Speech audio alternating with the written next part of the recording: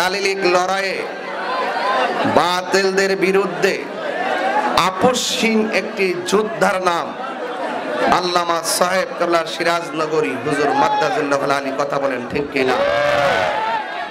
এই জন্য আপনারা নিঃসন্দেহে আজকে ঐকান্তিক সিদ্ধান্তে উপনীত হতে পারেন যে আমরা কাঠকালবাসী এতদিন যে আকীদা লালন করেছি, যে আমরা যে সুন্নি নিজেদেরকে দাবি করি, আমাদের দাবির পিছনে শক্তি আছে। কথা বলেন ঠিক কিনা?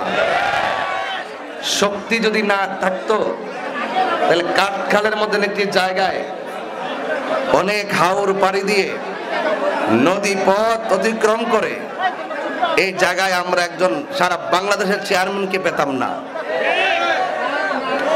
এই যে এলাকায় এসে অত্যন্ত দায়িত্বহীন কণ্ঠে যেই কথাগুলো আপনারা শুনেছেন, এই কথাগুলোর প্রতি আপনাদের ইয়াকিন বিশ্বাস আছে না নাই? তার মানে আজকে সুন্দর একটি মেসেজ দিয়ে দেন যে আমরা আহলে সুন্নাত ওয়াল জামাত গায়ের জোরে সুন্নি নয়, আমরা দলিলের জোরে সুন্নি। আমার পরিষ্কার কথা, আমার দায়িত্বহীন কণ্ঠে ওই কথাটাই বলতে চাই।